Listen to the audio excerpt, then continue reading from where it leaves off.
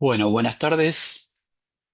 Bienvenidos a esta defensa, a esta presentación del trabajo integrador final de la especializanda, colega licenciada Ivana Laura Angelini, quien hizo su investigación bajo el título Educación en contexto de privación de libertad entre la demanda potencial, el acceso efectivo y el ejercicio de un derecho, el caso de la alcaldía de la Regional 8 de la de Policía de la provincia de Santa Fe, con asiento en la localidad de Melingüe.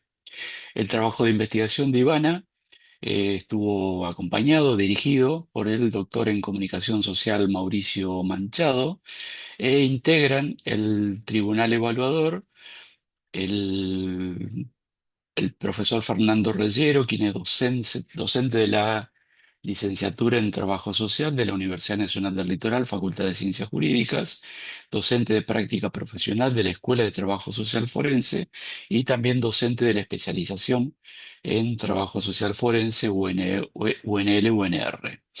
También integra el tribunal evaluador la profesora Malena García, quien es especialista en comunicación social, periodismo y género por la Universidad Nacional de La Plata, es becaria doctoral de CONICET y doctoranda en comunicación social.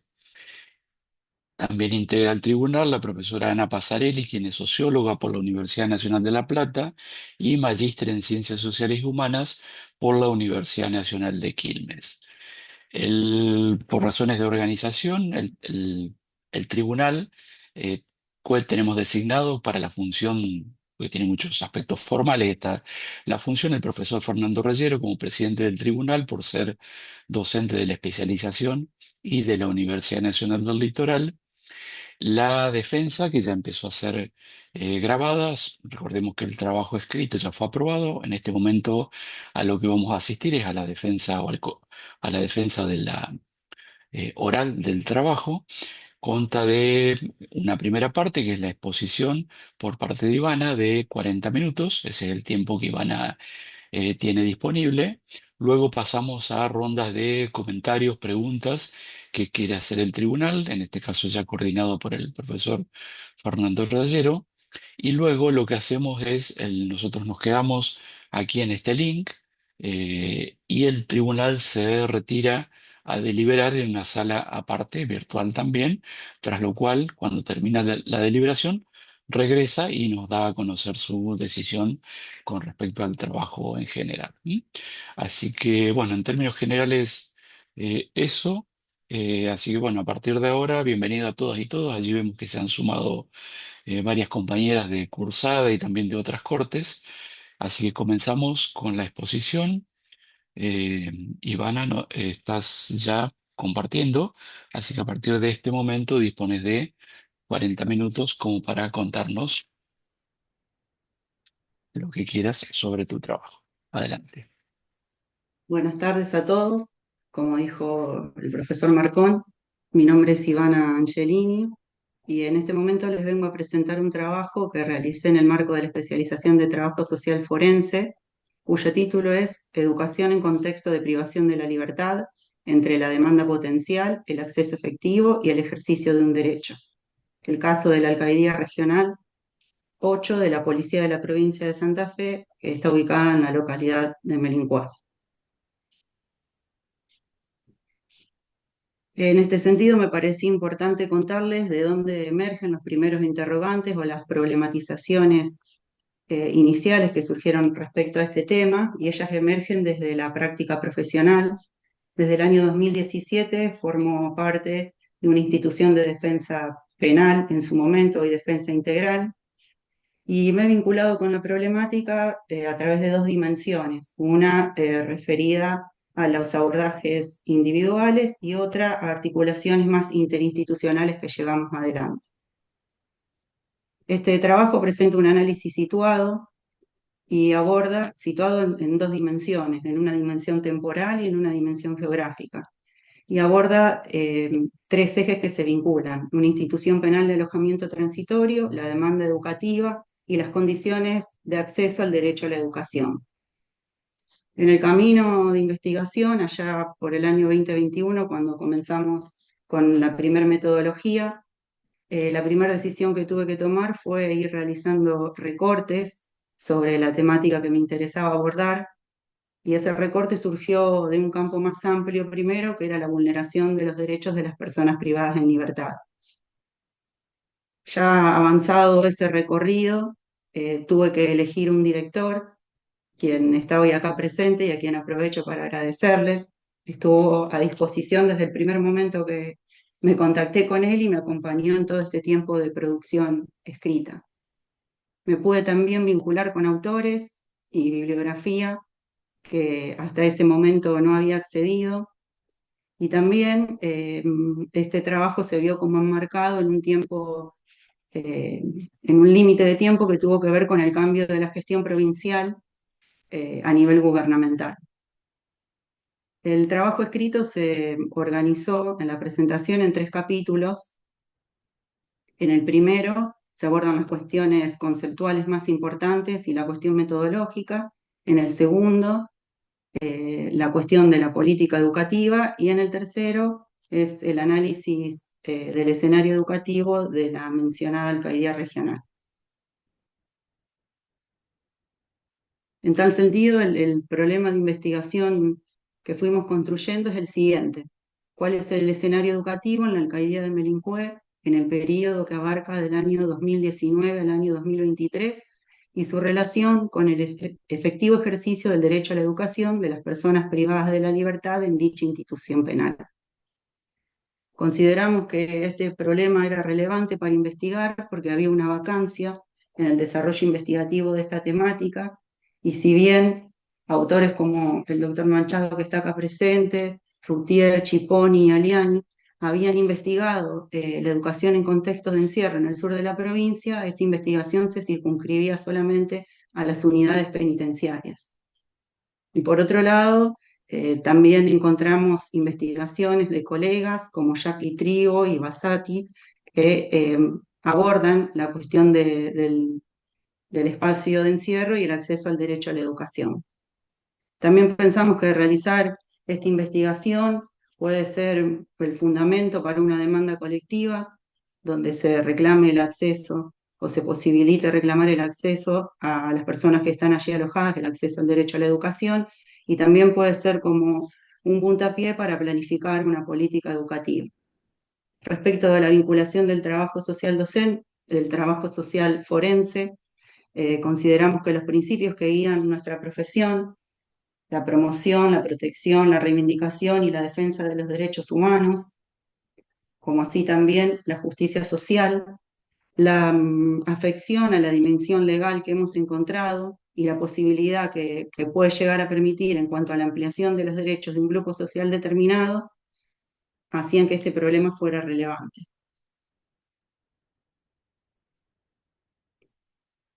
Pensaba cuando tuve que armar la presentación, quizás no seguir tan estrictamente el desarrollo del trabajo escrito, y pensé ir retomando algunos aspectos eh, que me parecían importantes, a lo mejor de una manera quizás diferente. En este sentido, me parecía que les podía contar, cuantificando e historizando un poco la relevancia de este problema. Ya en el año 2017, a través del programa de educación en contexto de encierro, se relevó que las trayectorias educativas de las personas privadas de la libertad se interrumpían durante el nivel medio o anterior al nivel medio. En el año 2014, el Servicio Público Provincial de Defensa Penal hace un relevamiento y publica un relevamiento de todos los espacios de encierros carcelarios de la provincia, y específicamente en relación a la alcaldía de Melincue, señalan que no cuentan con docentes para iniciar, continuar o concluir su escolaridad. Otros autores investigaron sobre esta misma temática, pero en la provincia de Buenos Aires, y así Escarfó y Castro, por ejemplo, señalan que el 93% de la población se encontraba sin el secundario completo, o Correa, que en el 2017 indica que el acceso a los derechos, dentro de los que incluye la educación, es absolutamente nulo. Ya más cercano en el tiempo, en el año 2022, y también focalizando un poco en la provincia, la Dirección Nacional de Política Criminal señala que la provincia de Santa Fe se encontraba entre las 4 primeras provincias del país con mayor cantidad de sujetos alojados en comisarías o destacamentos de las fuerzas de seguridad. En tanto que en el 2023 el INESIP cuantifica esa cantidad y dice que del total de las personas privadas de la libertad en la justicia provincial, el 13% se encontraba alojado en comisarías.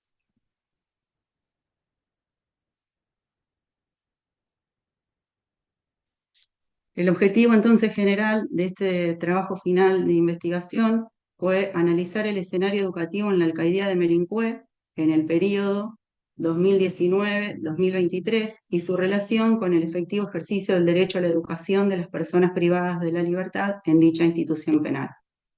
Como objetivos específicos presentamos describir la institución penal, identificar la demanda potencial educativa de las personas privadas de su libertad y explicar las políticas educativas implementadas por la Dirección Provincial de Educación en contexto de privación de la libertad en la provincia de Santa Fe.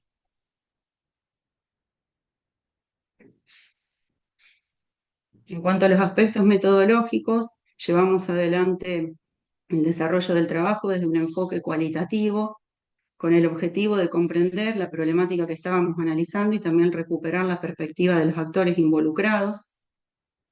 Se llevó adelante a través de un supuesto descriptivo correlacional, se describieron categorías y se fueron relacionando a través del trabajo, y si bien varios autores han hablado y escrito sobre esta problemática, ninguno lo ha hecho teniendo en cuenta el referente empírico que nosotros seleccionamos. El referente empírico, el universo de análisis, estuvo compuesto por sujetos los sujetos privados de la libertad en dicha alcaldía regional en una doble dimensión, la dimensión carcelaria y la dimensión educativa. Para llevar adelante este trabajo utilizamos técnicas, algunas desde fuente primaria, que han sido las entrevistas semiestructuradas a referentes institucionales, por un lado, del Museo Histórico que existe en la localidad, y por otro lado, a referente de lo que era la Dirección de Educación en contextos de encierro.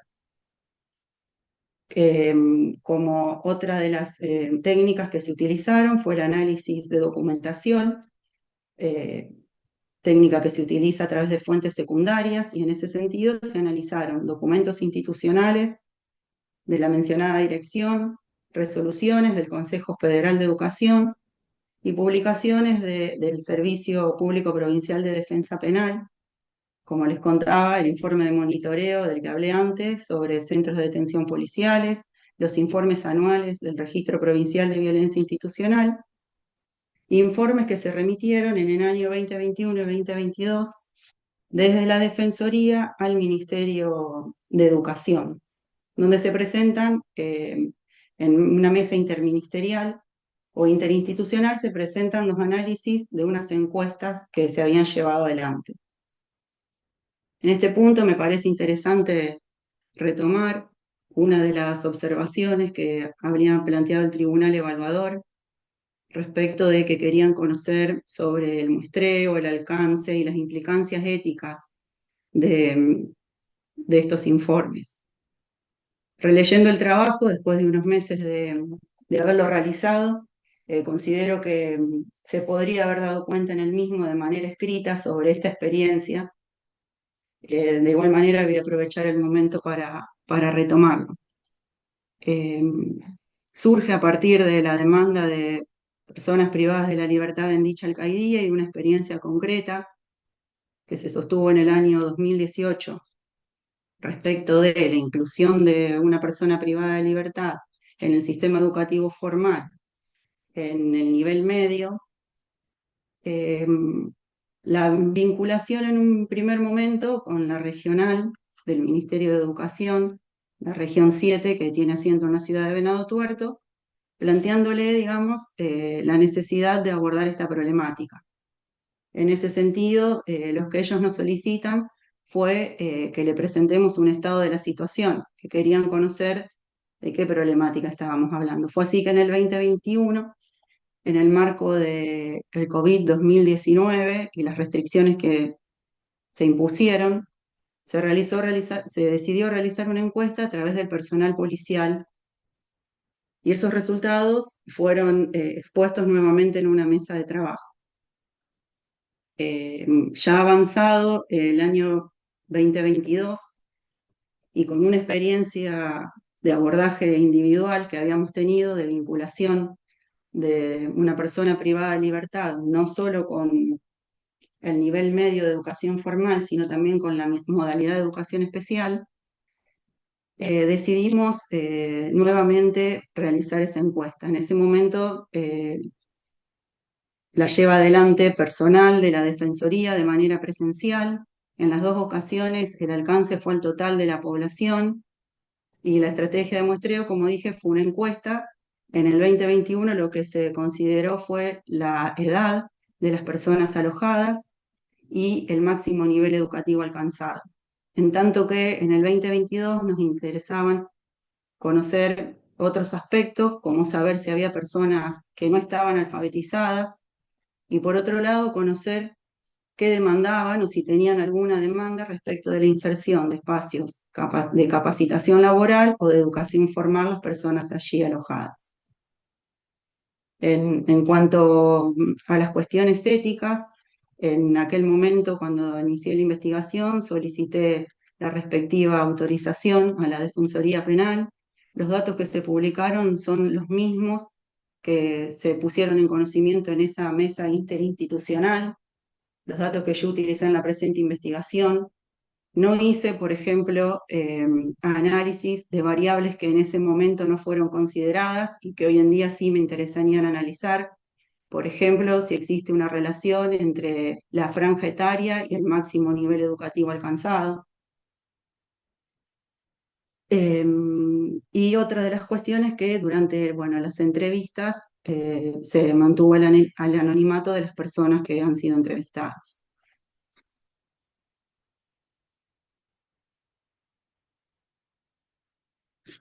La primera parte del trabajo escrito presenta el marco teórico. En este sentido, analizamos la alcaldía regional a través de categorías como institución total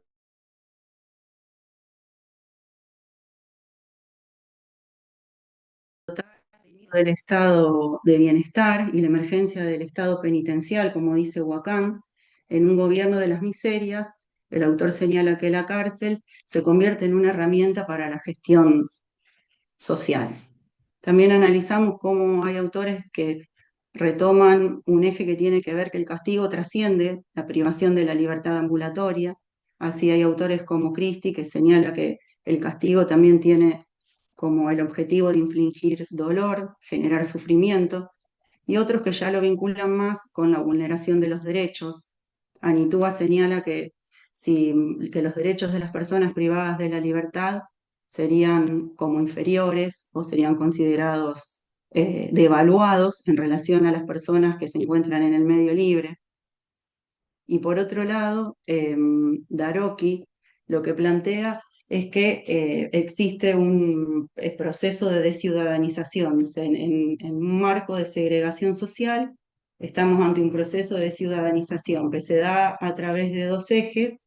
Un eje dice considerando a las personas clientes sociales de políticas sociales de sobrevivencia, y otro eje que tiene que ver con cómo se transforma a las personas en clientes de lo penal, en clientes del sistema penal. Además, analizamos la relación que existe, o quisimos conocer la relación que existe entre el encierro punitivo y la educación. Hay autores que señalan como Actis que es una estrategia privilegiada esa relación, y otros como Soso que le llaman ensamble. Dicen que en el inicio del proyecto normalizador se buscaron ensambles o estrategias para llevar adelante la gestión de la pena, que no solo fue a través de la educación, sino por ejemplo a través del trabajo, de la religión. González Albo, que es un autor que conocí en la realización de la presente investigación, tiene un libro que se llama Faros y Pantanos. Analiza el sistema penitenciario de 3 provincias argentinas, de Córdoba, Tucumán y de Santa Fe, y nos interesaba retomar en esta instancia algunas perspectivas más históricas. Él dice que, este proyecto normalizador empieza cuando se transforma el paradigma tradicional en penitenciarista y se empiezan a implantar determinadas reformas a través de políticas transicionales. ¿Qué reforma señala? Dice, bueno, el Estado empieza a ser el único monopoliza, digamos, en la gestión del castigo, esa pena solo se lleva adelante a través de la privación de la libertad, y para sostenerlo, bueno, empieza todo un programa, por decirlo así, o un diseño de construcción, por ejemplo, de los edificios penitenciales. Desde ese inicio ya la educación, o sea, ya había espacios educativos dentro de estos espacios de encierro. Así, la educación se convierte en un elemento de gestión de la pena, principalmente de quienes, de los condenados, a través del tratamiento, de la búsqueda, como dije, de gestiones diferentes de la reinserción social del sujeto, considerando el premio, el castigo o el beneficio, el premio, el estímulo o beneficio a la educación. En Santa Fe, este paradigma penitenciarista, dice González Albo, ya lo encontramos a finales del siglo XIX, en 1877. El autor describe la creación de la primera escuela primaria en la ciudad capital, y ya después Routier retoma también que a principios del siglo XX se crea la primera escuela en la unidad penitenciaria número 3, y en el año 1933, cuando se inaugura el Instituto Modelo de Coronda, o la unidad penitenciaria número 1, también se abre el primer espacio educativo. Ya más cercano en el tiempo, podemos ver cómo se genera el acceso de agencias del Estado, de otros actores, a las instituciones de encierro. Es así que Manchado, por ejemplo, dice que desde el año 2007 al 2015 en la provincia de Santa Fe surgen políticas que denominan dialoguistas, progresistas, que permite que estos actores ingresen. Él denomina a esta categoría como porosidad, en tanto que, por ejemplo, Gutiérrez la llama purificación.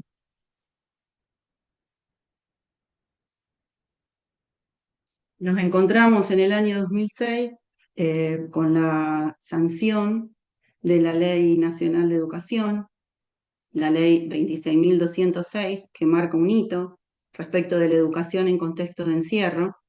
Y me parecía importante retomar acá unas palabras textuales de algunos autores. Routier dice que esta ley supuso un espíritu de reparación política. Gutiérrez dice, la ley avanza desde lo educativo sobre un terreno al que nunca habían abordado plenamente. Fue dictada en un contexto de un proyecto de políticas públicas expansivas. Usted lo señala que la ley reconoce las desigualdades y las diferencias de sus destinatarios y que atiende a repararlas desde un Estado que universaliza los derechos.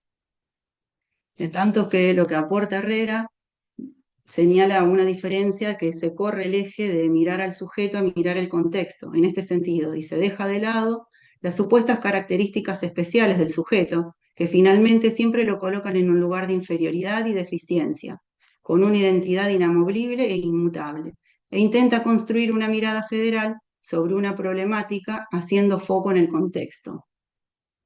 La ley 26.206 genera en el sistema educativo o estipula que van a existir 4 niveles y 8 modalidades. La educación en contexto de encierro se constituye en una de esas modalidades, no admite ningún tipo de limitación ni de lugar de alojamiento, es decir, que no señala si solamente se pueden dictar en unidades penitenciarias o en otros espacios, sino que es en todos. En la situación procesal no distingue entre preso preventivo o una persona condenada, y en la competencia, si el fuero es provincial o federal.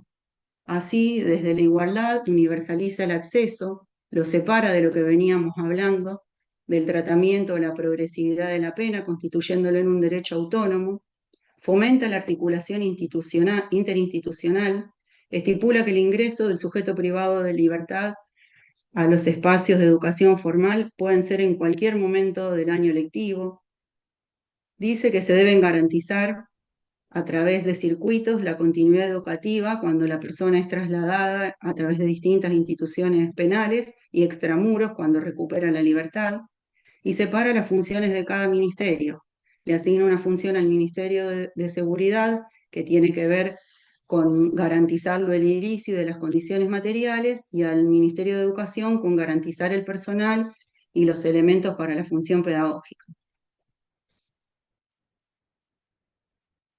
Sin embargo, podemos decir que siguen existiendo tensiones.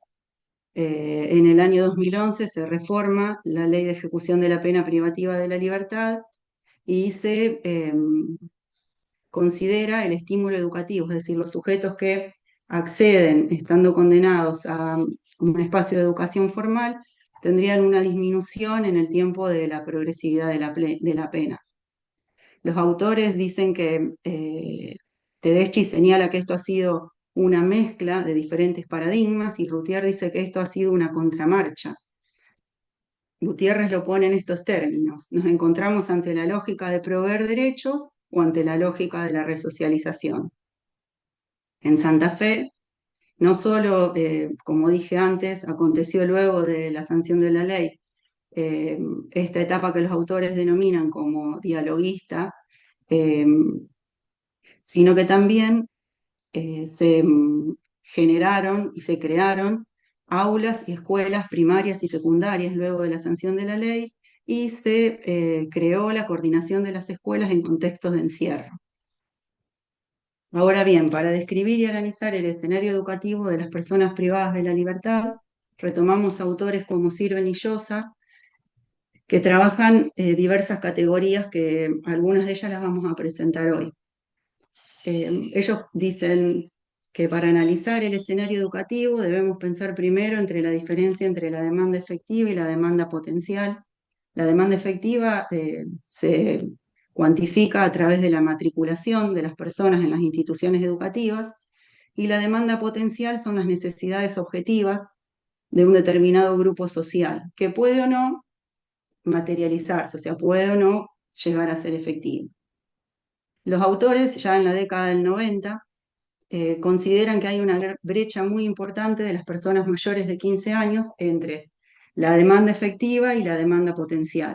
Y se preguntan por qué es esa brecha. Ellos dicen, bueno, la respuesta la podemos encontrar en la biografía educativa de cada sujeto, analizando la trayectoria educativa no de manera individual, sino en el marco de vulnerabilidades. Dice, conocer por qué se hicieron truncas, en qué contexto eso sucedió, se preguntan. Y consideran que estas personas que se encuentran que son mayores de 15 años, que no forman parte de ninguna institución de educación formal y que han alcanzado como máximo el nivel de educación formal de secundario incompleto, se encuentran en una situación de riesgo educativo. Riesgo educativo que se tiene que entender no desde una lectura individualista, sino, dicen los autores, analizándolo en un contexto de múltiples pobrezas, no solamente la pobreza educativa. Y a su vez señalan que este grupo que integraría el riesgo educativo poblacional constituye la demanda potencial prioritaria para las políticas educativas. O sea, todas las personas mayores de 15 años que no se encuentren matriculadas y que hayan alcanzado como máximo el secundario completo, forman parte de la demanda potencial prioritaria, en tanto que dicen, bueno, la demanda potencial crítica la constituye el grupo poblacional que no finalizó el nivel primario. Respecto de la política educativa en el periodo analizado, nos encontramos con el decreto 295 del año 2019, que jerarquiza a la política educativa en este contexto como una dirección. Pese a ello, digamos, no se regionalizó, o sea, no había un referente de esta modalidad en cada región del ministerio. Tenían como funciones la coordinación de recursos, la formación docente y el diseño de propuestas pedagógicas adaptadas. Entregaron certificados sin especificar el lugar de alojamiento, como dice la Ley Nacional de Educación, no tenían cupos para el acceso y las clases se llevaban adelante a través de un modelo combinado que mezclaba la presencialidad y la entrega de materiales para que la persona lo lleve adelante de manera autónoma. En el periodo analizado de la Dirección Provincial de Educación en contexto de privación de la libertad, hubo una gran ampliación de dispositivos y de cobertura poblacional. En esos 4 años se generaron 6 aulas, entre aulas y escuelas un total de 6, un jardín de infante, 2 en el nivel primario y 3 en el nivel medio. Y la cobertura poblacional creció el 69% en las escuelas primarias y el 66% en las escuelas secundarias. También se llevó a cabo por primera vez la especialización de los docentes que formaban parte de estos dispositivos educativos, especialización en educación en contextos de encierro. Se generó apertura para la realización de espacios que ellos le denominan talleres de educación no formal y se llevó adelante la entrega del material pedagógico a través de un sistema que llamaron mochila. Sin embargo, encontramos que no existieron diseño de estrategias para los espacios de privación de la libertad transitorias, como la alcaidía analizada, y que desconocían una práctica instituyente que se llevaba adelante en la alcaidía de Vera, ya relevada en aquel informe de la Defensoría Penal del año 2014 que hice mención, donde señalan que hay un espacio de educación formal de nivel primario dentro de la mencionada alcaidía.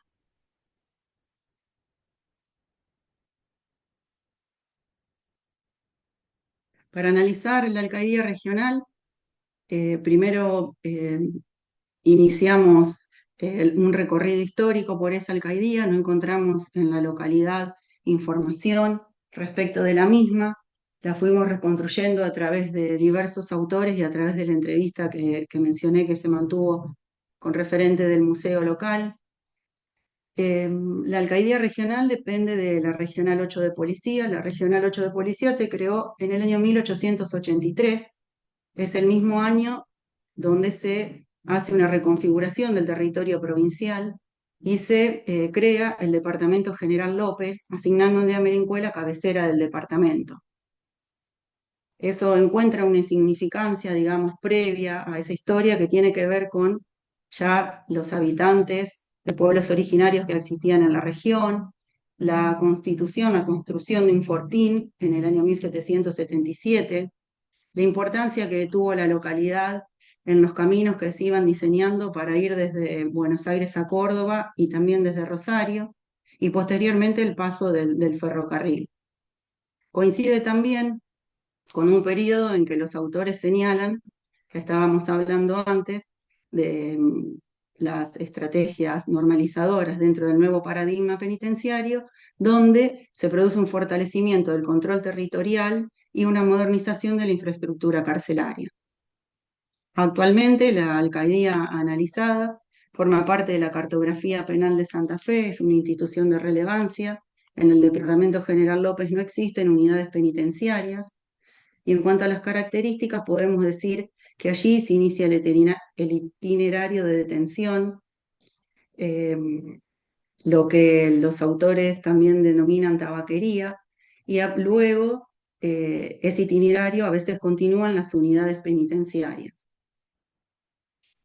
Caimani ya señala que es una característica de toda la población privada de la libertad en Argentina la mixtura, la existencia en espacios de encierro de personas condenadas y personas con prisión preventiva, como así también una de sus características es la sobrepoblación. Esto en el relevamiento que se hizo desde el servicio público mencionado en el año 2021 se señala que es una característica la sobrepoblación de todas las instituciones de encierro de la provincia. En este sentido, estamos hablando de algunas personas que transitan una detención prolongada allí, en condiciones de sobrepoblación y de poca porosidad o de llegada de otros agentes del Estado, por lo que retomando a Soso podemos calificarla como un lugar de alojamiento que él llama de depósito o jaula y otros autores denominan pantano. Pese a que Soso señala que hay siempre una mixtura en la constitución de estos espacios, podemos decir que en el periodo seleccionado las características han sido esta, la de quietud. A continuación, lo que le presentamos son los mismos análisis de aquellas encuestas que ya les mencioné en un inicio. Son los mismos gráficos que se presentaron oportunamente en aquellas mesas interinstitucionales y nos parecía importante retomarlos y recuperar lo que dice Aliani, que dice cuantificar una realidad social que presuponíamos reflejaba procesos de exclusión o tránsitos discontinuos en lo referido a la escolarización extramuro. Lo presuponíamos, bueno, acá lo vamos a reflejar. En el año 2021 la población relevada ascendía a 99 personas y el 60,61% tenía como máximo nivel educativo el secundario incompleto. Ya en el 2022, como les había anticipado, se introdujo otra variable que fue la de si había personas no alfabetizadas. El total de las personas encuestadas fue de 111 y 6 personas respondieron no tener las herramientas básicas de lectoescritura para llevar adelante tareas de la vida cotidiana. El porcentaje de personas que presentaban el secundario incompleto en el 2022 se asimila al anterior, es del 56,76%, y las demandas que fueron relevadas respecto de esta población total en el 2022 señalan que en 58,56% demandaban espacios de capacitación laboral o acceso a algún espacio de educación formal.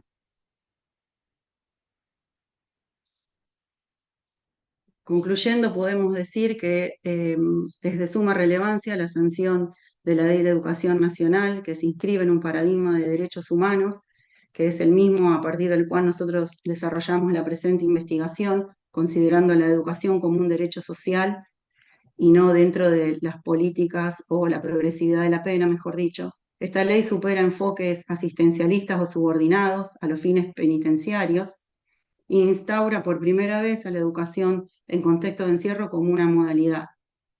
Para resaltar, tenemos que señalar que Santa Fe fue una de las primeras provincias que tuvo escuelas en contexto de privación de la libertad y fue la primera provincia en darle rango de dirección.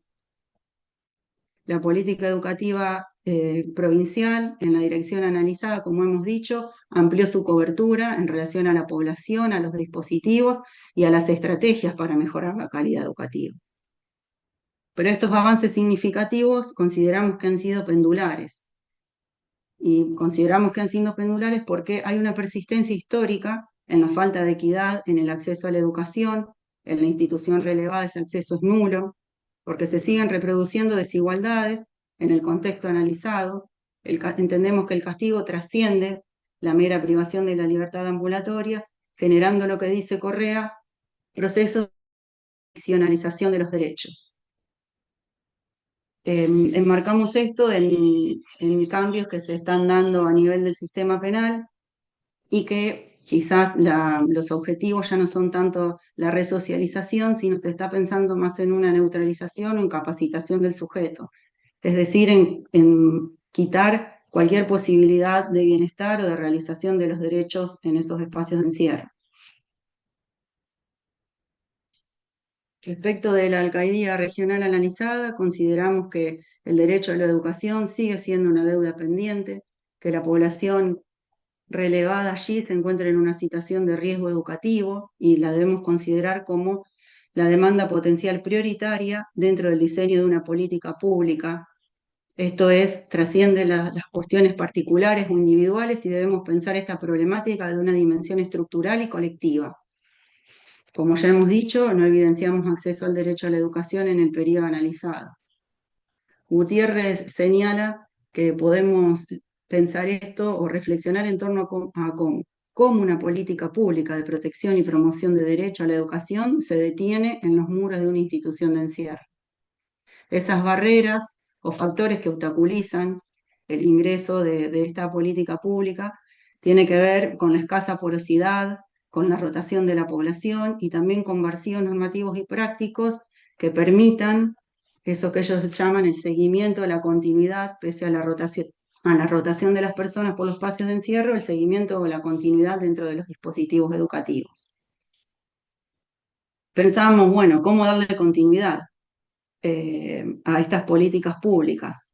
Y encontramos algunos indicios en el autor García, que dice que tenemos que considerar, mejor dicho, para planificar una política pública, la asequibilidad, es decir, que esté disponible, la accesibilidad, no solo que se genere un acceso, sino también que permita su continuidad y su egreso, la aceptabilidad de los contenidos que sean éticamente aceptados y que se adapten a la población destinataria.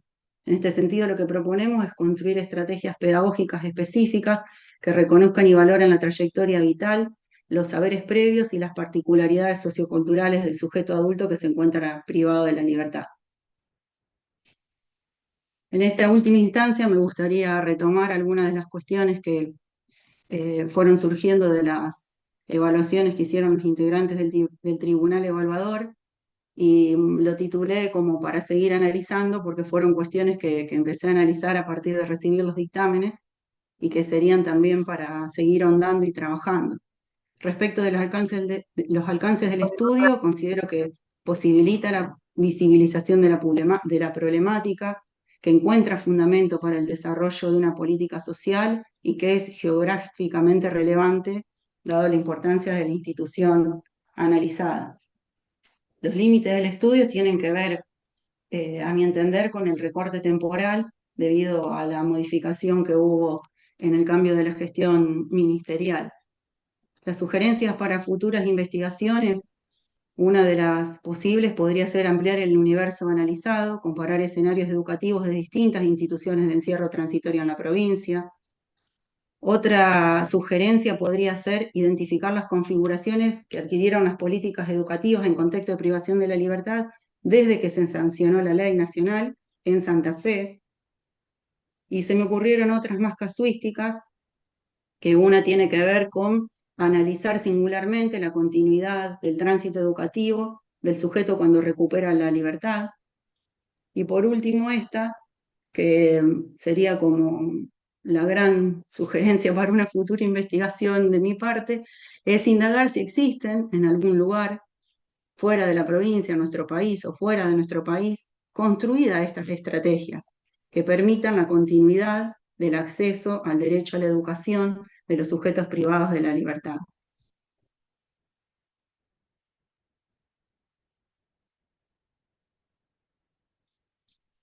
Me consultaban en cuáles serían las implicancias de los hallazgos en relación a dos cuestiones.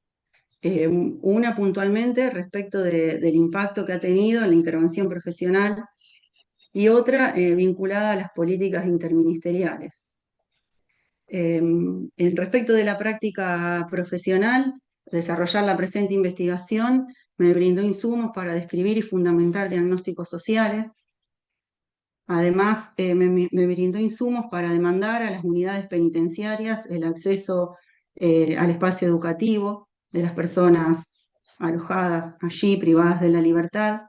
Y por último, también cómo fundamentar los pedidos de acreditación de máximo nivel educativo alcanzado de un sujeto que ahora se encuentra privado de la libertad, pero que tenemos que acreditar para que inicie o continúe en la privación de la libertad.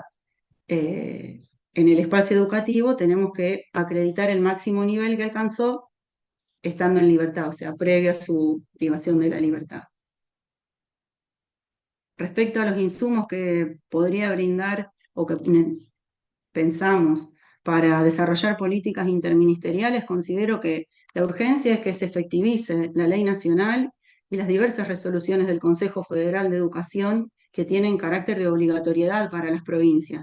En especial la resolución la 127 que ya hemos mencionado del año 2010. Por otro lado, respecto de la viabilidad, generar acuerdos interinstitucionales y además propiciar la disponibilidad de recursos materiales. Y en otro nivel, también podríamos analizar si, digamos, el acceso al derecho a la educación se puede generar a través de alianzas más locales, como a lo mejor es lo que está sucediendo en la alcaldía de Vera.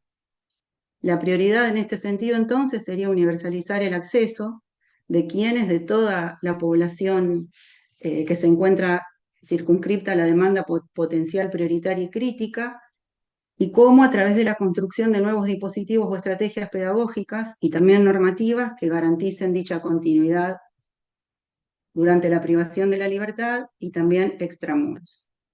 Muchas gracias.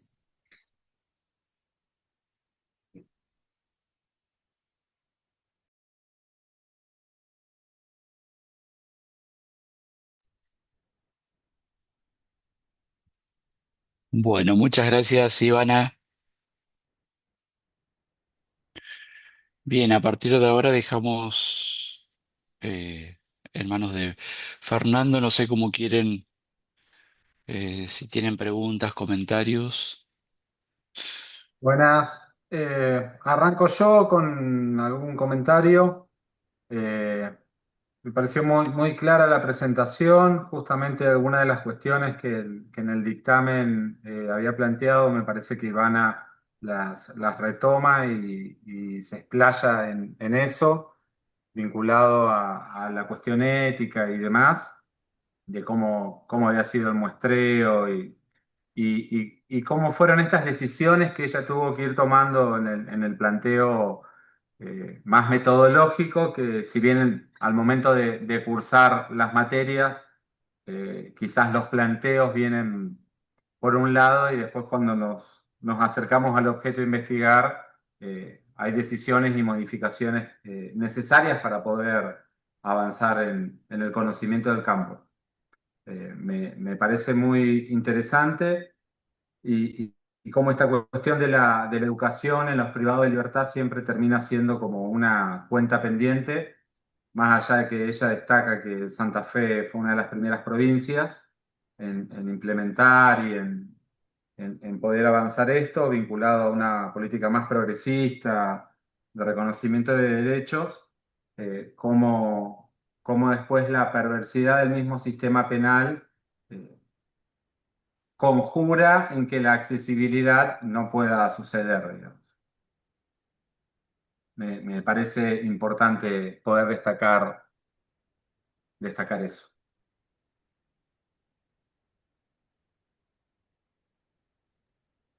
Bueno, no sé quién quiere tomar la palabra. Malena, Ana. Si querés más Sí, le sigo y, dale, o querés, dale, dale. Un comentario cortito y después pasamos a Anita. dale. Bueno, por mi parte también me sumo a las felicitaciones. También quiero remarcar que me gustó mucho leer el trabajo. Creo que está como muy bien estructurado y muy bien escrito. También los anexos están muy buenos. O sea, es un trabajo que da mucho gusto, bueno, recorrerlo y que también da cuenta de, bueno, esta trayectoria profesional y también el compromiso con la problemática, ¿no? Eh, para ser breve, bueno, me parece que aporta como a esta problemática que está escasamente abordada, que tiene que ver con dentro del campo de estudios carcelarios y también de los estudios de educación en contexto de encierro, esta desigualdad entre el acceso a la educación de las personas que están privadas de libertad en espacios que deberían ser transitorios. Y bueno, creo que por ahí la pregunta que me surgía leyendo el trabajo pensaba en que la porosidad es como una característica como bien marcada de las cárceles contemporáneas y que es muy difícil como sostener esta misma afirmación o esta misma caracterización con el tema de las alcaidías, las comisarías. Entonces me parece que como que la pregunta que me surge y que quizás vale la pena hacerse, aunque sea para pelearse con esa pregunta, tiene que ver con cómo hacer con esa tensión entre garantizar el acceso y pensar políticas públicas de acceso a la educación sin terminar como de aceptar o de legitimar que estos espacios que por una cuestión tienen el fin de ser transitorios, bueno, terminemos como aportando a que no lo sean. O que es una pregunta abierta que me interesaría mucho escuchar, bueno, lo que tenés para decir por también tu recorrido y ahora como también como especialista en la problemática también. Pero bueno, me parece que es un gran trabajo, que las categorías que utiliza son más que atinadas y que aporta sobre todo a esto, a generar una mayor comprensión y sobre todo con este enfoque tan situado como vos decías, ¿no? Situado históricamente y geográficamente. Así que, bueno, sumarme a las felicitaciones también por la exposición. Bueno, yo también me sumo a las felicitaciones. Para Ivana y para el director también, porque el trabajo del director también siempre es un laburito. Nada, felicitarte, bueno, por lo que dijeron los colegas, pero también, digo, y remarcar esto que decía Male, que es un trabajo que está muy bien escrito. Digo, y eso me parece importante remarcarlo porque hace que uno entre de otra manera a los trabajos cuando están así bien escritos.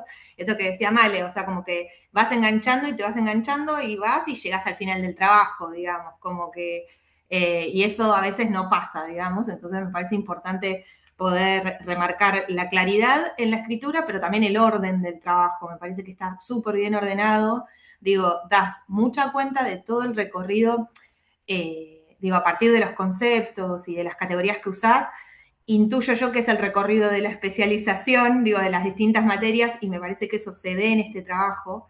Digo, y lo otro, eso, que es un trabajo final integrador, que da cuenta de una integración, ¿no? De contenidos, de saberes, de tu propia práctica profesional, que hay una pregunta clara, hay objetivos claros, y eso está elaborado a lo largo de todo el trabajo, con muchísima coherencia.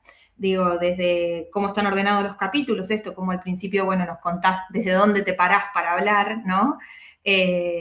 Cómo describís la política educativa y el análisis que haces, digo, me parece que para quienes no somos de Santa Fe nos ubica muy bien en lo que sucede en términos de lo normativo y con la educación, ¿no? En estos, y lo otro que me parece importante resaltar es esto de tomar una alcaldía, ¿no? Esto como un espacio transitorio, me parece que está buenísimo porque no hay mucho indagado sobre eso y qué pasa ahí, y me parece que lo laburás súper bien. Ahí tal vez me hacía la pregunta, digo, y la dejo abierta, de bueno, ¿qué pasa con una persona que pasa por ese lugar transitorio y va a una cárcel, por ejemplo, o que sale en libertad, digamos, después de ese espacio transitorio? Bueno, ahí, ¿qué pasa? Y después me parece que lo otro que da mucha cuenta, el trabajo tiene que ver con la tensión esta que hay siempre con la idea de una institución dentro de otra institución, ¿no? Cómo esas tensiones dificultan después lo que sucede, ¿no? En la práctica, digo, y esas tensiones también no solo vistas en la comisaría, digo, en la alcaldía, sino también visto desde los ministerios, ¿no? Que una cosa dependa de un ministerio y la otra del otro ministerio. Bueno, eso también hace que esa articulación después dificulte, ¿no? La práctica educativa, por decirlo de alguna manera. Pero nada, la verdad eso me gustó un montón. Yo te preguntaba eso, cómo lo vinculabas más con tu práctica profesional y demás. Y nada, y la exposición me pareció clarísima, así que nada, felicitarte, nuevamente felicitarlo a Mauricio, un gran trabajo. Bueno, le agradezco a los tres por las devoluciones.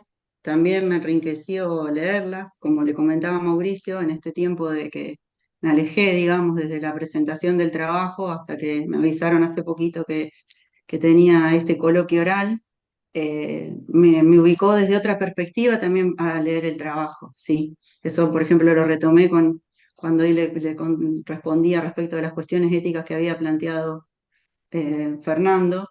Eh, También yo misma me dije, lo podría haber desarrollado en el trabajo escrito. A lo mejor son instancias tan vivenciales para uno y tan de la práctica que a veces se omiten y a lo mejor la riqueza también hubiese estado en introducirlo.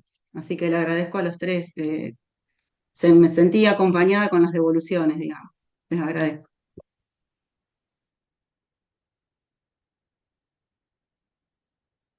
Bueno, bueno, muchísimas gracias, Ivana, por los comentarios sobre los comentarios, a Fernando, a Malena y Ana.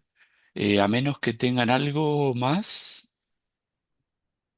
Ana, Malena y Fernando, No, por mi sería el... parte, no. Ajá, Malena, Malena, Ana, tampoco. Digan, si no. Bueno, entonces sería el momento de el jurado pasaría, se retira de esta sala. Ahí le Sí, ahí vamos a lo estoy pasar los creando. links. Buenísimo. Van a debatir sobre la defensa y sobre el escrito en otra sala y luego regresan a esta sala. Nosotros Nos quedamos por aquí, Ivana, Mauricio. Va, si quieren desconectarse unos minutos. No, desconectarse no, pero levantarse, etcétera.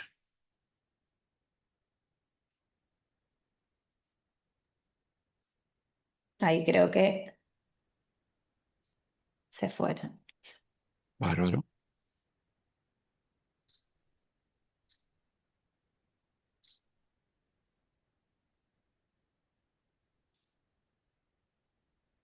Perfecto. Sí, ahí está. Ahí estamos. Las 16 exactamente. Ujú, perfecto.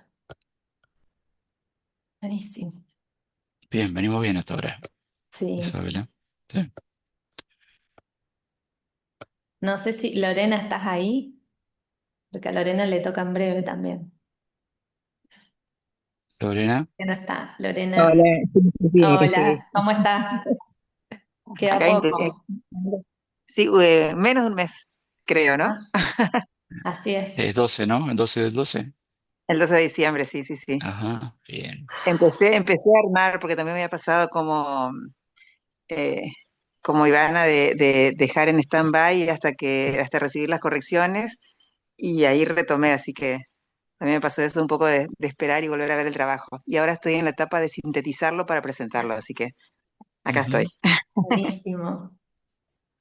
Felicitaciones, Lorena, pero no, Ivana. esta, discúlpame, Isabel. Felicitaciones, Ivana. Bueno, muchas gracias, un gusto conocerte, Isabela. Sí, después de tanto teléfono. Lorena, te quería decir si te pasó lo mismo que me pasó a mí, de que uno hace la lectura de otra manera. Cuando pasa un tiempo, así sean meses, y te volvés a encontrar con la producción escrita. Sí, sí, sí, mira, lo que, lo que sentí fue, bueno, cosas que hubiera podido agregar o ampliar, profundizar, y por ahí otras cosas que dije, bueno, por acá bastante armadito quedó el trabajo, resultó coherente, así que sí, fueron como una serie de emociones diferentes, pero las correcciones también me ayudaron. Yo tuve más correcciones puntuales en cuanto a cuestiones de forma, y también creo que la conclusión también, eh, como que tendría que haberla agrandado, ampliado un poco más, así que algunas cosas me pude replantear, pero me sirvió, pues, sí, el trabajo. Fueron varios meses, ¿eh? Yo lo presenté en diciembre, fueron creo que fue en septiembre que me hicieron las devoluciones, así que estuvo bueno el tiempo también de espera. Y está bueno cerrarlo también este año, así puedo empezar otra etapa. Claro, y Sí, es una cerrarlo instancia. a fin de año Ujú. para vos también, Ivana. Sí, una instancia bueno, que también implica un trabajo, porque como dice Lorena, de sintetizar a veces todo el desarrollo escrito en una presentación es complejo, no es sencillo, implica otro trabajo además de la producción escrita, y también, bueno, todo lo que tiene que ver con la oralidad. Así que estaba pensando estos días, bueno, que también esta es una instancia de aprendizaje, digo, por más que sea la última, dentro de la especialización también es una instancia de aprendizaje. Lo viví desde ese lugar.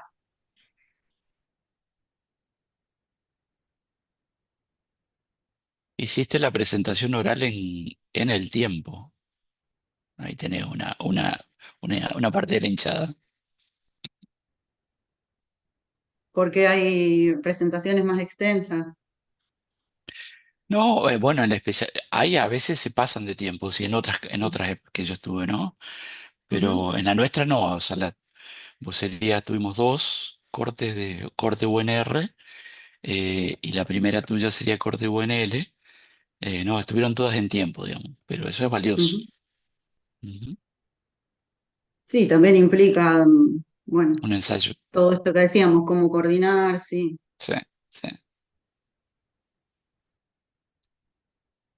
Ahí tenés felicitaciones de Fabiola también, no sé si está viendo el chat. Recién lo abrí, antes no quería, mientras estaba la presentación, no quería por ahí eh, abrirlo para que no se me pierda el power y esas cuestiones, pero sí, le agradezco a Fabiola y a a todas las compañeras, los compañeros que me estuvieron acompañando en estos días, ¿sí?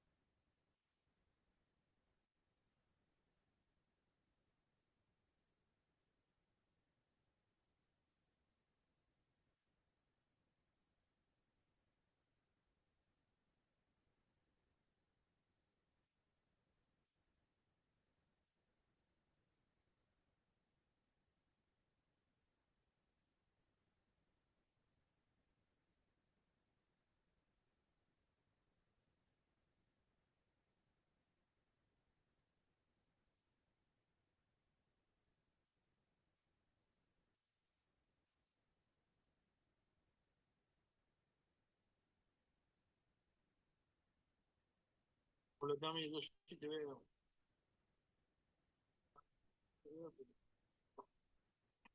Hola, Gonzalo, ¿cómo estás?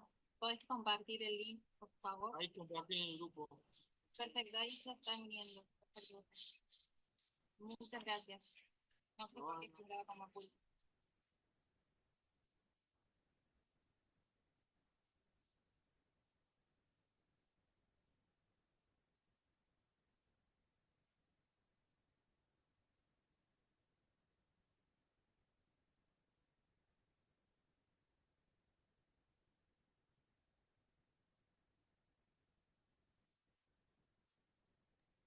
Hola Lilia, ¿cómo estás? Hola, buenas tardes. ¿Me escuchan bien? Sí, se escucha bien. Bueno, genial. ¿Ustedes? Bien, bien, acá ¿Bien? estamos. Hola Lilia, ¿Cómo estás, Osvaldo? ¿cómo estás? Bien, ¿vos? ¿Todo bien? ¿Todo bien? Ahí estamos Qué bueno. ¿A la espera del tribunal? a la espera. Aquí está Ivana. Hola, Ivana. ¿Qué tal? Mucho gusto. Felicitaciones. Hola, buenas tardes. ¿Qué tal? Lidia es nuestra coordinadora de carrera de la licenciatura, no sé si lo ubicás.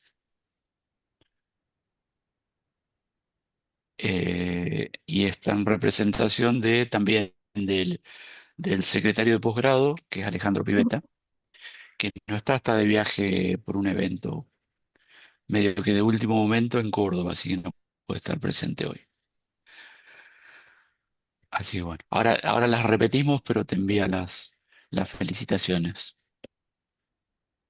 Bueno, muchas gracias. y todas las otras que tenemos anotadas allí de quienes se fueron acordando. Escucha, Osvaldo, Después, ¿y quiénes son las colegas que son parte del tribunal? Lorena, María está Cecilia. Fernando, en el tribunal están Fernando Reyero, Ajá, eh, Fernando Reyero que Malena está por Malena García, sí. y Ana Ujú, Pasarelli. ujú. Ana García, que es de la Universidad de La Plata.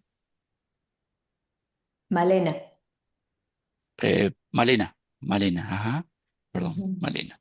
Y Ana también de La Plata, es socióloga Ana, Ujú. Ana, ¿cómo es ¿sí? el apellido? Pasarelli, Pa- es de la Universidad de pas- Quilmes. de Quilmes. Sí. Bien.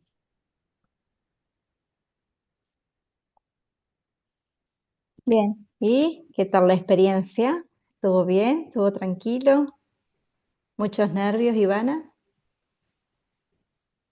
Sí, muchos nervios. ¿Y vos Pero dónde, bueno, Pero está, justo, ¿eh? vos sos egresada de dónde? En la Yo me carrera de gradué grado. en el 2002 en la Ajá, UNR. Y bueno, después hice diversos cursos, hice una diplomatura a nivel virtual, digamos. ajá, Y este fue como mi volver a la facultad.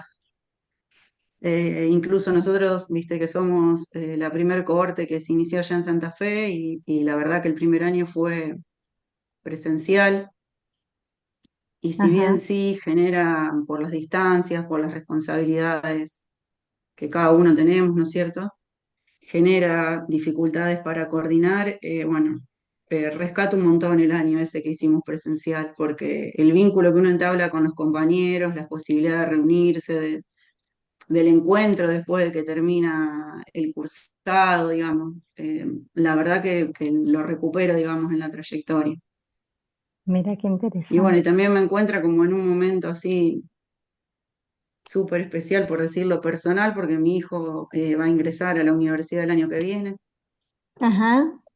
Así que ¿Vos bueno, sos es de como que él ya... Rosario, Ivana?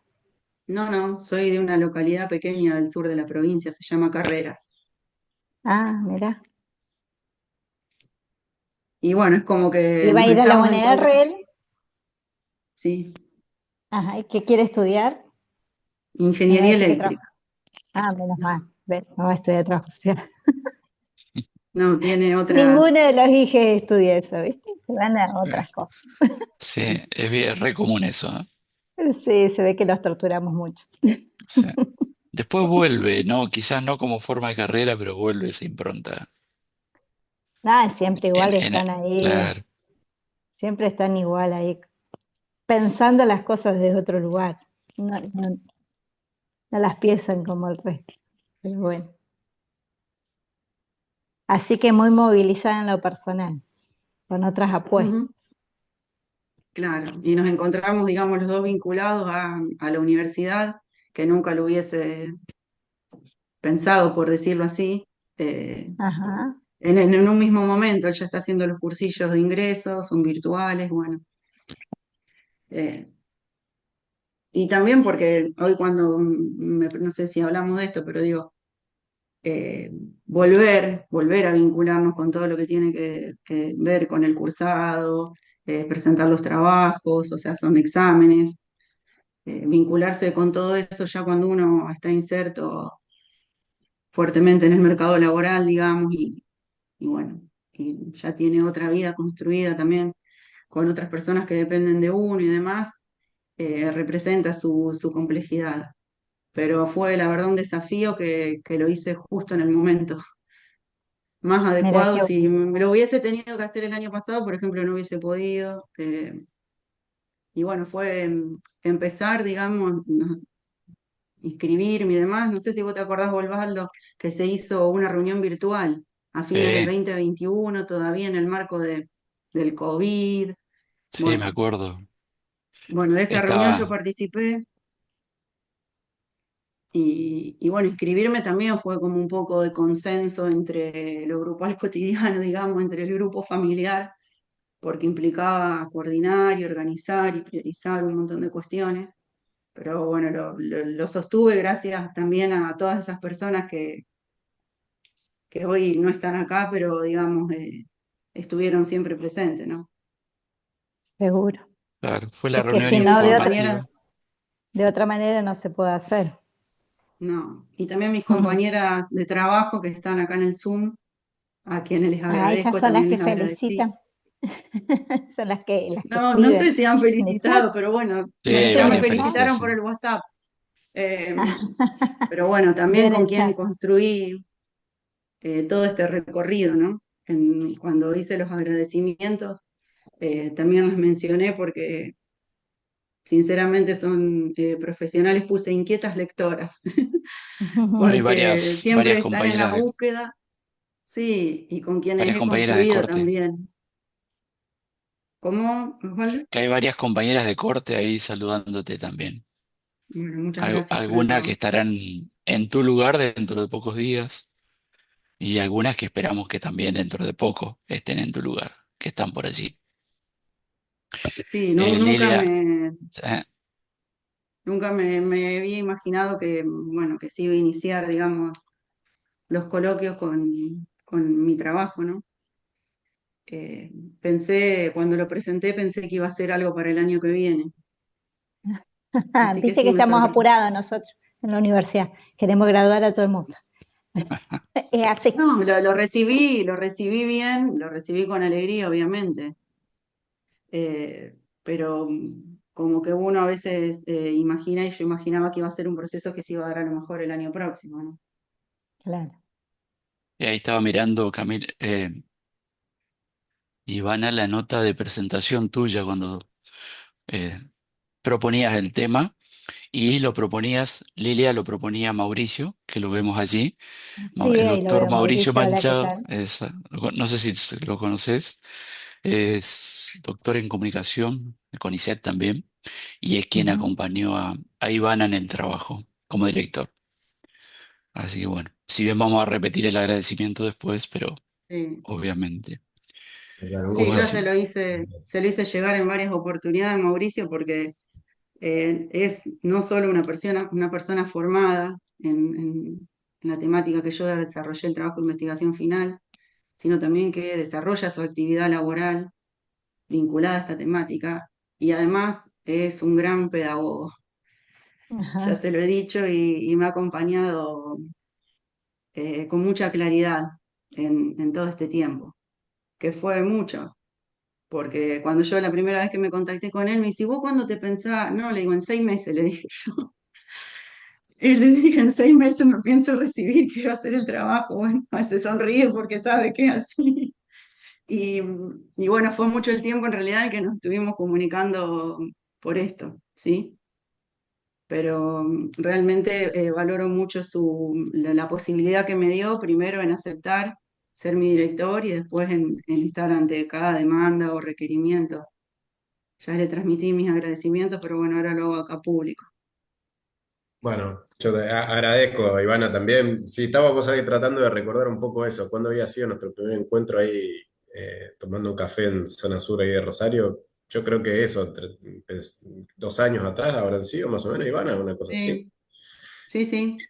Claro, y nada, en realidad a mí son temas estos que me apasionan, que me gustan, que más allá de que uno los estudia, como decía Ivana, uno viene involucrado en procesos de militancia, de gestión, bueno, de investigación, pero después también es cierto que en Ivana uno encontró a alguien que no solamente tenía mucha persistencia en lograr lo que quería lograr, eso estaba claro, sino además en un laburo de ampliar lecturas, de hacer búsquedas desde el llano, porque cuando, por ejemplo, charlábamos, bueno, Melincuel, la alcaldía, ¿qué hay? No hay nada. Y bueno, ¿qué hago? Y empecé a reconstruir esa historia, ¿viste? Tenés que ir a entrevistar a alguien del museo, tenés que buscar documentos, es decir, encontré documentos que me mandaba las fotos, digo, veía la foto y digo, sí, esto es oro puro, digamos. Y claro, porque nadie, o sea, nadie había observado ese espacio con la atención que ella lo empezaba a observar y encontrar las dos cosas, ¿no? La vacancia de saber que nadie lo hizo, pero además el desafío de construir eso de llano. Entonces, nada, me parece que fue un laburo excepcional, la exposición estuvo fantástica recién, súper ordenada, súper clara. eh, Son esas personas que yo creo que te mienten antes, porque dices, estoy nerviosa, no sé qué sé yo, después escuchás y decís, ¿de dónde, digamos? No era cierto. Claro, ¿de dónde está nerviosa? Si no se trabó ni una palabra, se trabó. Pero bueno, nada, yo destaco mucho que Ivana en un momento aparte hacía lecturas que ni siquiera yo le sugería, o sea, ella empezó, viste esa cosa de ir construyendo esa bola de nieve bibliográfica, si leía una cosa y después decía, pero me interesa esto, le digo, che, Ivana, esto te puede servir, ya lo leí esto. Digo, nada, o sea, que en ese afán de haberse involucrado también tanto con el tema y de querer desarrollar un muy buen trabajo, me parece un valor en sí mismo, así que nada, en ese sentido, para uno es fácil también cuando encuentra que el tesista no es obstinado ni mucho menos, sino que al contrario, ¿viste? Que quiere avanzar con eso de esa manera. Sí. Claro, Bueno, ahí tenemos veo que están volviendo. de regreso el jurado. Vamos. Bueno,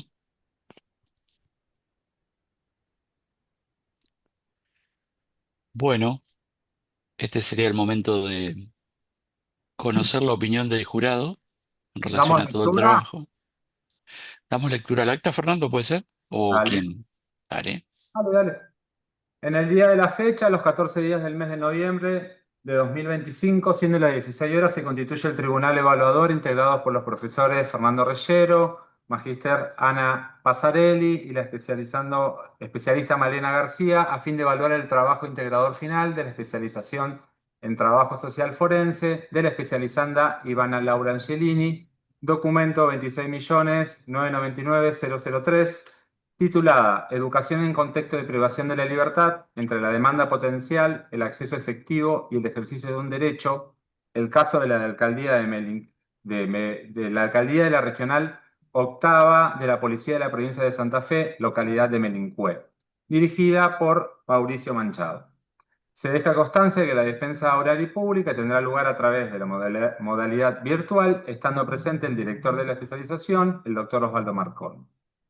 Del análisis y de la exposición oral de dicho trabajo integrador final se desprenden las siguientes consideraciones. Que la escritura es muy clara y la estructura del trabajo resulta adecuada. Que el trabajo abarca una problemática vinculada al trabajo social forense, problematizando la relación entre el escenario educativo y el acceso a la educación. Que el trabajo presenta una clara coherencia entre la problemática teórica empírica planteada, los objetivos de investigación, las técnicas utilizadas y las conclusiones alcanzadas, resultando adecuada la metodología utilizada. Que los aportes formativos explicitan el análisis histórico y contextual de la alcaldía de Melincué, el cual permite comprender el devenir institucional y la manera en que los dispositivos punitivos y las propuestas educativas dialogan y se tensan en el marco de las políticas de seguridad y control territorial de la provincia de Santa Fe. Que respondió con solvencia a la instancia oral lo planteado por los jurados en los dictámenes, que aporta al conocimiento del campo de estudios carcelarios y de educación en contexto de encierro, en la relación privados de libertad, accesibilidad educativa integrando de manera explícita y sostenida aportes conceptuales y metodológicos propios de las carreras de especialización, teoría sobre instituciones totales, derechos, demandas educativas y trabajo social forense, demostrando apropiación de la formación recibida. Que el trabajo abre nuevas preguntas para futuras investigaciones dentro del campo de estudio. Por lo anterior, este jurado propone para el trabajo integrador final de la especializanda Ivana Laura Angelini la calificación 10, equivalente a un sobresaliente. Habiendo concluido y siendo las 16:20 horas, se cierra la presente en la ciudad de Santa Fe. Felicitaciones. Qué grande, Ivana. Felicitaciones, Ivana. Bueno, muchas Felicitaciones, gracias. Ivana. Qué grande, digno cierre. Felicitaciones, Gracias. Mauricio. Bueno, no, felicitaciones a Ivana y bueno, la verdad que laburazo el que hice. Sí, la verdad que hemos hecho ya algunos comentarios. Transmito antes de cederle la palabra a la coordinadora de la licenciatura en Trabajo Social de la Facultad de Ciencias Jurídicas de UNL, Lilia Delac, que la tenemos por ahí. Así que gracias, Lilia, por estar. Aunque ella ahora lo va a repetir, o si no me tomo yo la atribución de decirlo, Lilia, el secretario de investigación de la Facultad de UNL también había organizado todo para estar, se le complicó a último momento, tuvo un viaje a Córdoba, no sé por qué evento, así que no puede estar y dejó las felicitaciones para vos y agradecimientos para el jurado y para Mauricio, obviamente, por el trabajo hecho y por el modo, ¿no? Por el acompañamiento a este al que hacíamos referencia hace un rato. Otra que sumo, y ya después dejo la palabra, los saludos también y felicitaciones, Ivana de Candelaria Sánchez, la primera, la verdad que fue gestora de la carrera junto con todo el equipo, ahora doctora en trabajo social, ¿viste? Así que la llamamos de ese modo, profesora también de nuestra casa, así que dejó, no puede estar tampoco, no sé en qué andaba, pero dejó también tus felicitaciones. eh, y también de Fernanda Díaz, compañera de corte tuya, pero coordinadora de la carrera por UNR. Paula Bartolomeo también expresamente manda los saludos, que no sé si andaba por ahí, iban a intentar entrar, pero se ve que no pudieron. También trabajando ahora en el equipo de gestión de la especialización, pero compañeras de corte tuyo. Bueno, sumamos las nuestras, ahora Isabela sumará la suya. Yo es lo último que digo. Nuevamente, muchísimas gracias, Mauricio, por todo el laburo, el acompañamiento, pero además por el modo del acompañamiento. Y mucho agradecimiento a Ana, Malena, Fernando, por el trabajo que se tomaron y por el modo, ¿no? Como solemos decir a veces, con todo respeto, a veces parece que evaluar es maltratar. Y bueno, yo por lo menos valoro mucho cuando evaluamos de otra manera y no de esa manera. Así que muchísimas gracias por eso. Sí, Felicitaciones otra vez, Ivana. me sumo a esto que decía Osvaldo, felicitarte de vuelta, Ivana, un gran trabajo. Yo también me tomé el atrevimiento de leerte, porque son los temas que también me interesan. Felicitaciones, Mauricio, y también, sobre todo, al tribunal, que sabemos que es una gran tarea, que demanda mucho tiempo y que es ad honorem voluntaria, así que gracias, porque también son muy necesarios para llegar a esta instancia. Así que bueno, solo felicitaciones y a disfrutar, Ivana. Bueno, muchas gracias.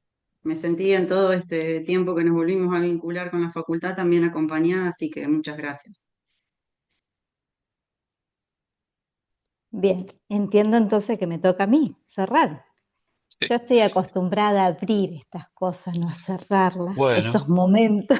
Así que digo, una gran tarea, como dijo Osvaldo, dejar los saludos por parte del secretario de posgrado, Alejandro Piveta, que no pudo estar en esta instancia, pero que desde el momento que pasamos a la universidad, ya hace 15 años como carrera de grado, ha sido un facilitador para emprender todas las especializaciones y pensar ahí todas las acciones en relación del posgrado vinculada a la carrera de trabajo social. Así que ha sido siempre un aliado, un facilitador, y me parece importante destacar eso, sobre todo porque, como ustedes saben, esta carrera es interinstitucional, es una apuesta interinstitucional junto con la Universidad Nacional de Rosario, lo que conlleva otros desafíos, ¿no?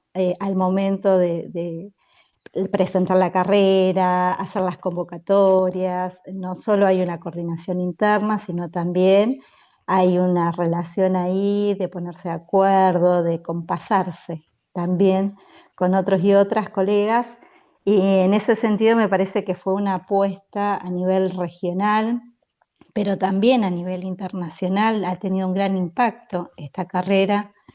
Recordaba hace unos minutos cuando Osvaldo me convocaba lo que fue el encuentro internacional de trabajo social forense acá en nuestra facultad, que sencillamente nos desbordó, ¿no? Ese encuentro fue un encuentro sumamente valioso para nosotros porque nos fortaleció al interior de la universidad, pero también nos permitió mostrar todo lo que éramos capaces de hacer hacia afuera, ¿no? Y no tanto hacia adentro.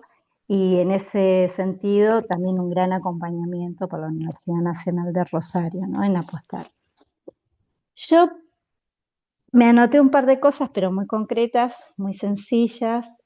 ¿Por qué acompañar esta instancia? Porque es una enorme alegría, un enorme orgullo que haya una colega que se reciba en la carrera. Se constituye un hito este momento, ¿no? Porque, bueno, le toca a Ivana ser la primera graduada de esta especialización por nuestra casa de estudios.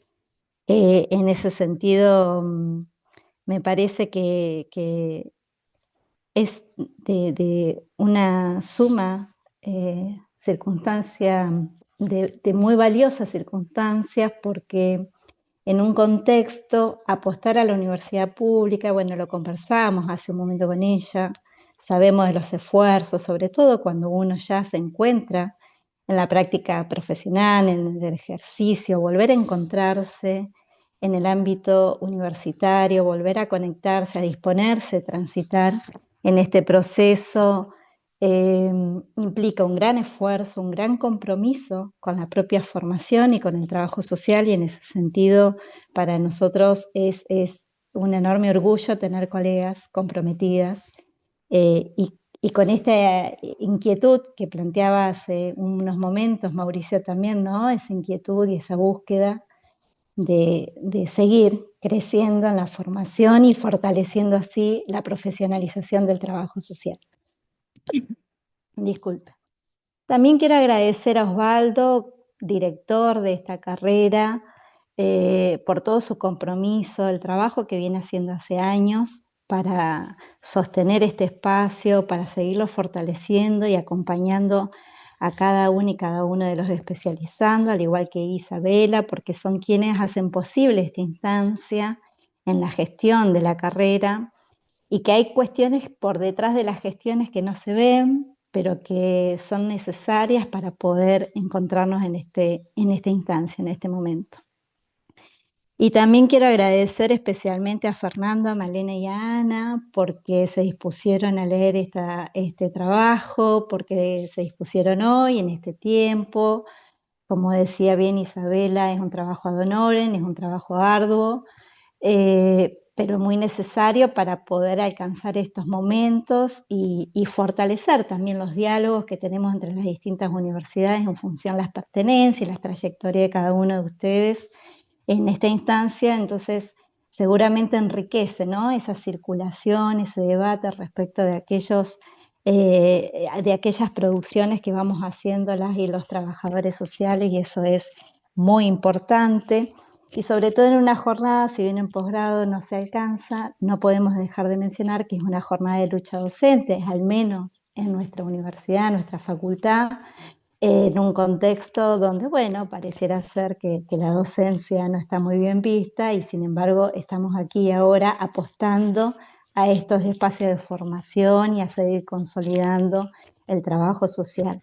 Así que en ese sentido, realmente muchísimas gracias por estar aquí hoy y ahora, digamos, en esta instancia, y también a Mauricio, que ha acompañado con todos los recursos que tenemos. Hace un momento Ivana decía, bueno, Mauricio, además de conocer mucho el campo, de saber mucho sobre ese campo, lo destacaba como un gran pedagogo. Entonces, bueno, eso es muy importante, que nuestras especializandas y especializandos se encuentren con directoras y directores que realmente acompañen esos procesos de formación, y en ese sentido también agradecerle porque también es un trabajo ad honorem y que sin ese trabajo tampoco pudiéramos haber llegado a esta instancia. Mis felicitaciones a Ivana por el esfuerzo, por el trabajo. Ella decía hace un momento, bueno, todo lo que uno tiene una vez ya graduada de la carrera de grado, encontrándose en el ámbito laboral, con ya cargas familiares y de cuidado, todo lo que uno tiene que negociar, ¿no? Para seguirse formando y que nos sigan acompañando esos grupos familiares en estas apuestas que hacemos a nivel profesional. Y que seguramente hay momentos de marchas y contramarchas, pero que bueno, que lo ha logrado, que ha llegado, y eso hay que celebrarlo, es muy importante en términos personales, pero también en el término de lo colectivo como profesionales de trabajo social. Entonces, en ese sentido, realmente mi más sincero reconocimiento y agradecimiento y felicitaciones claramente por alcanzar el título de especializanda.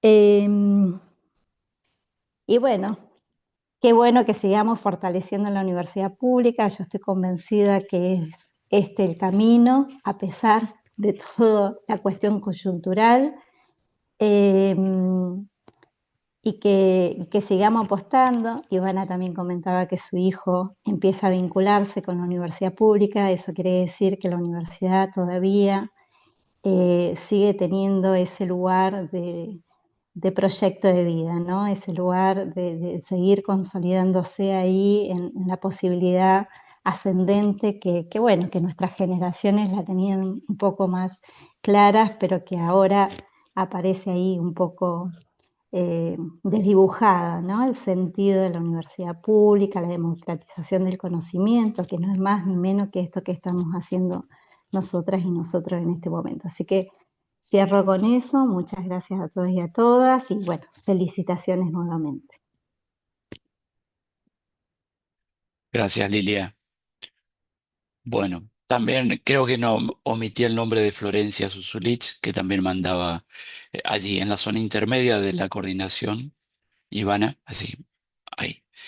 Bueno, muchísimas gracias. Vamos terminando. Creo que es momento de festejar, o por lo menos de relajarse, Ivana, y mucho.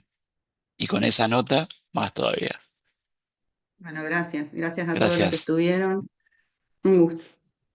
Bueno, gracias a todas las compañeras que acompañaron por allí y a quienes vemos los nombres por allí, así que apuren la presentación de los trabajos.